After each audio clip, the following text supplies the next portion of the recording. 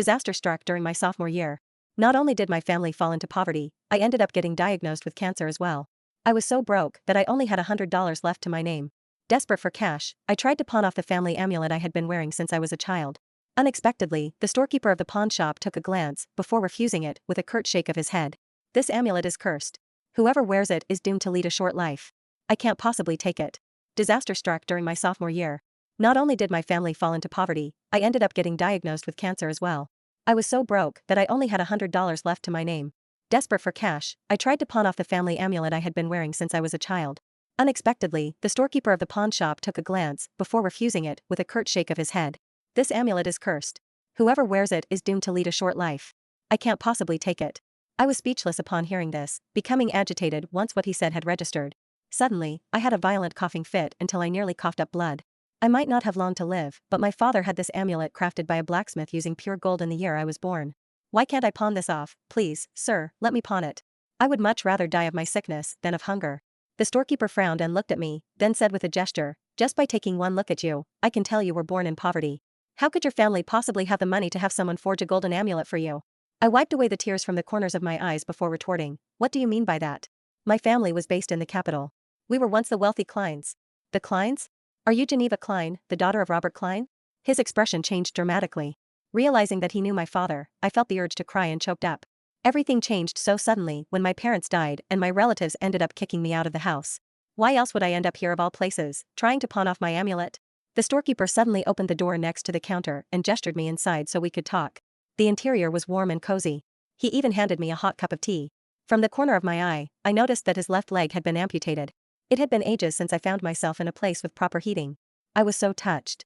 My name is Job Chalmers. I would have still been herding cattle in the countryside if it wasn't for your father graciously financing my education in the past. He paused, and I noticed his brows twisting into a tighter frown. I know my way around fortune-telling and have read your father's fortune, too.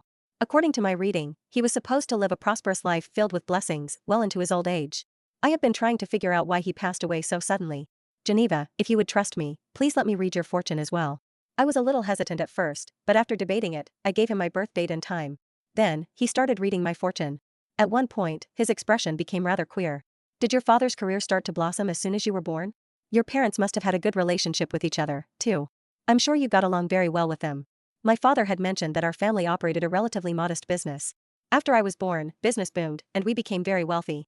My father succeeded at every business venture he took and ended up growing the modest business into an empire. He had always remarked that I was his lucky charm. I nodded profusely at Job's suggestion. Job took a deep breath before continuing, you were born under a lucky star, destined for countless blessings that would extend to your family members. You were supposed to continue expanding your fortune and live a good life. How did this happen? He suddenly stopped talking and directed his attention at the amulet in my palms. He reached forward and plucked a strand of hair caught between the seams. Then he took the amulet from me and flicked the face of it open. I was about to say something when I noticed a clump of black hair stuffed in the center of the amulet. The engraving in the center of the amulet that read prosperity was now replaced with this horrifying mass of black hair. Job's expression had grown sinister. Feeling his gaze, I felt goosebumps running through my skin.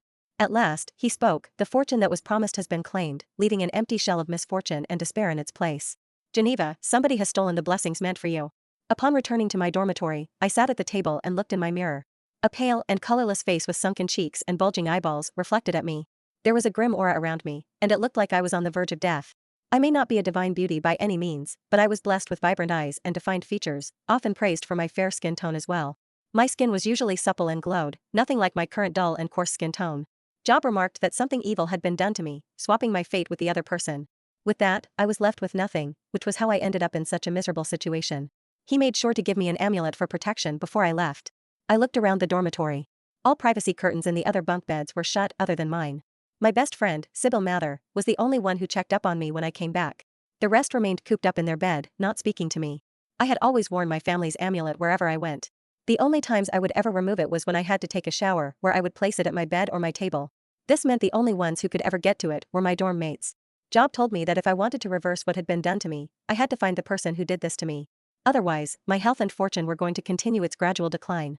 Even if I were to outlast my illness, I was going to be haunted by evil spirits which would eventually bring death. I glanced at Sybil watching a TV series on her bed.